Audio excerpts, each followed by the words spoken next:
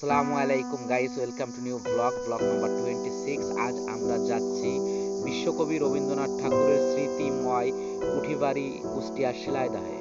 আজ আমরা আপনাদের সাথে রবীন্দ্রনাথ ঠাকুরের স্মৃতিচারণ করব। So let's come.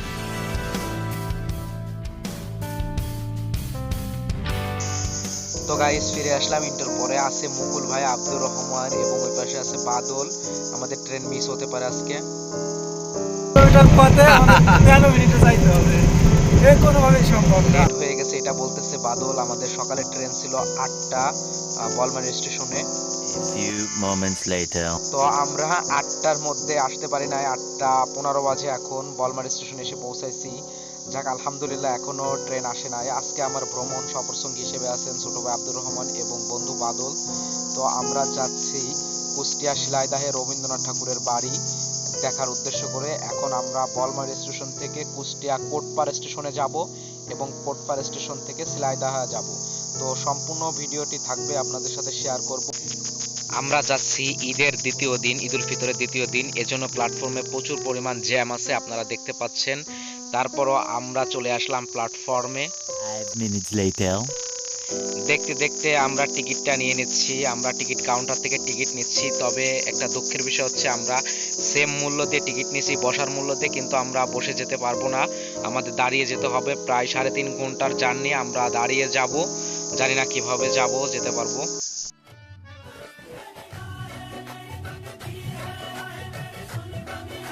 5 minutes later. একে হচ্ছে দেরি করে আসতেছে ট্রেন, আর দ্বিতীয়ত আমাদের 3.5 ঘন্টার পথ দাঁড়িয়ে যেতে হবে। তো সব মিলে দেখতে দেখতে 8টা 25-এ, 8টার ট্রেন 8টা 25-এ এসে পৌঁছলো প্ল্যাটফর্মে। তো আমরা প্রস্তুত আছি যাওয়ার জন্য। ট্রেনটা আসলো এবং আমরা উঠবো।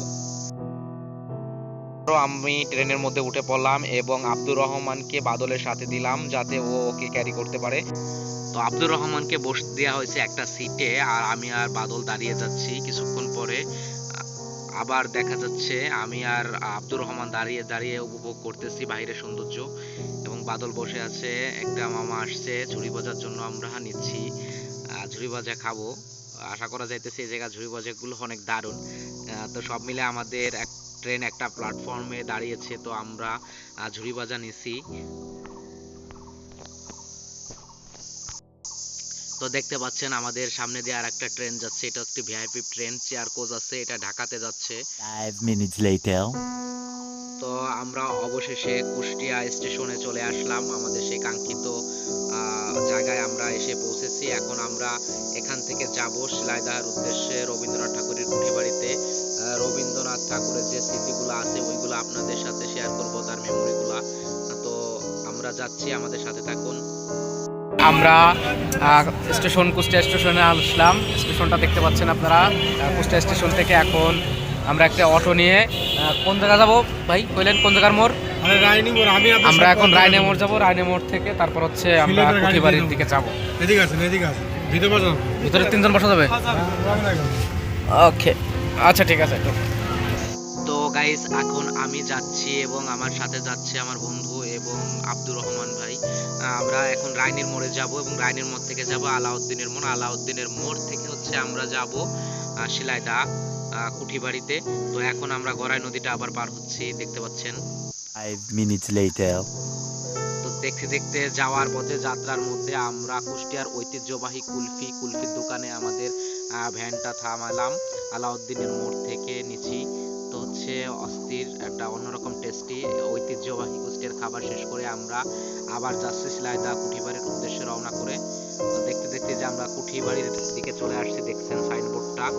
তো সম্পূর্ণ ভিডিওটা সাথে থাকেন। মামা ভ্যান থেকে আমাদের নামিয়ে দিল। এখন আমরা কিছু খাওয়া দাওয়া করে নেব, অনেক ক্লান্ত লাগতেছে, এই জন্য আগে খাওয়া দাওয়া সেরে নেব। তো অর্ডার দেওয়া হয়েছে, দেখতে পাচ্ছেন, খাবার আসবে। A few moments later. Finally আমরা চলে আসলাম রবীন্দ্রনাথ ঠাকুরের কুঠিবাড়ি। আমার সামনে দেখতে পাচ্ছেন, আমি কুঠিবাড়ির সামনে দিয়ে হাঁটতেছি, ভিতরে যাব, আপনাদের সম্পূর্ণ ভিডিওটা দেখানোর চেষ্টা করব। দেখতে পাচ্ছেন এই যে কুঠিবাড়ি। এখন আছি কুষ্টিয়ার ঐতিহ্যবাহী কিছু খাবারের দোকানের সামনে, দেখতে পাচ্ছেন কিছু আইটেম খাবারের। তো গাইজ, অবশেষে দেখতে পাচ্ছেন আমার পিছে রবীন্দ্রনাথ ঠাকুরের কুঠিবাড়ির গেটটা। আমরা প্রবেশ মূল্য দিয়ে গেটটা দিয়ে আমরা প্রবেশ করব, সমস্ত স্মৃতিগুলা আপনাদের সাথে শেয়ার করব। দেখতে পাচ্ছেন চারপাশের ভিউটা আপনাদের একটু দেখানোর চেষ্টা করব। আমার সাথে আছে ক্যামেরায় বন্ধু বাদল আর ছোট ভাই আব্দুর রহমান। তো আমরা যাব কুঠিবাড়ির মধ্যে, এবং যারা আগে পরে কুঠিবাড়ি আসেন নাই তারা আসার চেষ্টা করবেন। আমরা টিকিট নিয়ে নিলাম, দেখতে পাচ্ছেন পার পারসন 30 টাকা করে টিকিট, এবং স্টুডেন্টের জন্য 10 টাকা করে রাখা হয়েছে। তো ফাইনালি আমরা চলে আসলাম সৌন্দর্যপূর্ণ একটা জায়গা, বিস্তর এলাকা, সম্পূর্ণ জায়গা, হাঁটা হেঁটে হেঁটে ঘোরা খুবই কষ্টকর। তারপর আপনাদের দেখানোর চেষ্টা করব, একদম এভরিথিং সমস্ত কিছু আপনাদের চেষ্টা করব দেখানোর জন্য, কোনো কিছু বাদ রাখবো না ইনশাল্লাহ। যারা এখনো আমার এই ইউটিউব চ্যানেলটি সাবস্ক্রাইব করেন নাই, অবশ্যই ইউটিউব চ্যানেলটি সাবস্ক্রাইব করেন এবং পাশে থাকা বেল আইকনটি বাজিয়ে দিন। তো দেখতে পাচ্ছেন আমরা দ্বিতীয় গেটটা পার করে আমরা চলে আসলাম আমার পিছে রবীন্দ্রনাথ ঠাকুরের সেই কাঙ্ক্ষিত বাড়িটি। তো এখন আমি বাড়ির সামনে দাঁড়িয়ে আছি, দেখাচ্ছি আপনাদের একটি ড্রোন ভিউ দেখানোর চেষ্টা করতেছি আপনাদের বাড়ির।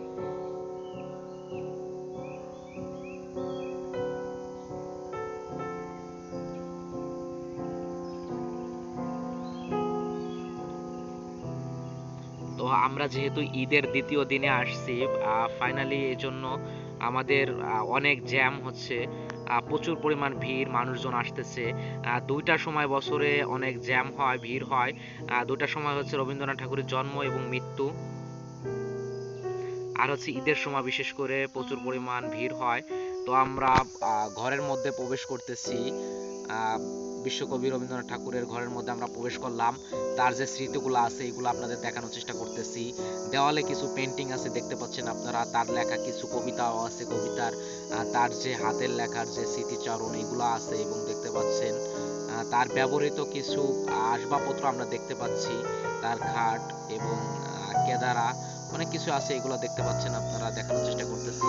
নৌকার একটা শেপ আছে দেখতে পাচ্ছেন আপনারা, জাহাজের অনেক সুন্দর সুন্দর কিছু জিনিস আছে দেখার মতন, যেগুলো আসলে সৌন্দর্যগুলা দেখতে হবে, আসতে হবে, না দেখলে ইতিহাস ঐতিহ্য এগুলা সম্পর্কে জানতে হবে, না জানলে অনেক ইয়া আছে। যাই হোক, আমি আর একটু সামনের দিকে যাওয়ার চেষ্টা করতেছি। দেখতে পাচ্ছেন অনেক অনেক জায়গার স্টে আছে, যে জায়গা হচ্ছে ক্যামেরা নেওয়া যাবে না বা ভিডিও করতে দেয় না আর কি।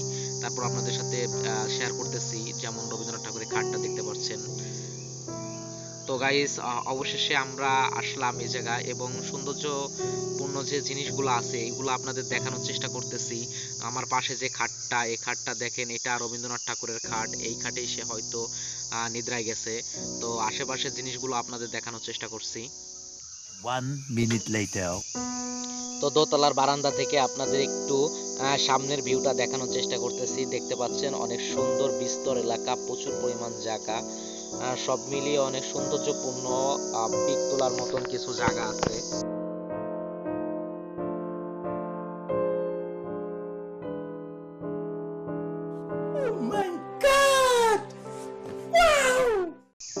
আমি আছি রবি ঠাকুরের ঘরের বারান্দায়, বারান্দা থেকে একটু ভিউগুলা দেখানোর চেষ্টা করতেছি আপনাদের। সব মিলিয়ে আমরা এই জায়গা আসছি আজকে, আমাদের ওরকম প্ল্যান ছিল না। এরপরে আপনাদের নিয়ে যাব আমরা লালনের বাড়িও আমরা যাব আজকে। তো লালনের বাড়ির ভিডিওটা পরবর্তীতে আপনাদের সাথে শেয়ার করব। যারা এখন ইউটিউব চ্যানেলটি সাবস্ক্রাইব করে নাই, অবশ্যই চ্যানেলটি সাবস্ক্রাইব করে রাখেন, যাতে করে আপনারা লালনের ভিডিওটা দেখতে পারেন। তো এখন আমরা যাব পুকুর পাড়ের ওইদিকে, রবীন্দ্রনাথ ঠাকুরের সেই বিখ্যাত পুকুর পাড়ের ওইদিকে আমরা যাচ্ছি, দেখতে পাচ্ছেন পুকুর পাড়ের ওইদিকে। তো পুকুর পাড়ের যে বিষয়গুলো আপনাদের সাথে শেয়ার করব, সাথে থাকি। পুকুর পাড়ে এসে বসলাম, দেখতে পাচ্ছেন। আব্দুর রহমান, রবীন্দ্রনাথ ঠাকুরের বাড়ি দেখতে এসে তোমার অনুভূতি কেমন? আজকে যে তুমি ঘুরতে আসছো ঈদের দ্বিতীয় দিন, গতকালকে ঈদ হয়েছে, আজকে ঈদের পরের দিন, অনুভূতি কেমন? আলহামদুলিল্লাহ ভালো। এদিকে তাকাই বলতে হবে। ঘুরতে এসে অনেক ভালো লাগলো, আর রবীন্দ্রনাথ ঠাকুরের বাড়ি এসে অনেক স্মৃতি দেখতে পারলাম, এই নিয়ে অনেক আনন্দ মনে ছিল, তাই অনেক আনন্দ প্রকাশ করলাম। আজকে ঈদের দ্বিতীয় দিন বাদল, আমরা আসছি রবীন্দ্রনাথ ঠাকুরের বাড়ি দেখতে। তো অনুভূতিটা কেমন তোমার? অনুভূতিটা মারাত্মক, কিন্তু কিছু কিছু জায়গায় ভালো লাগে না।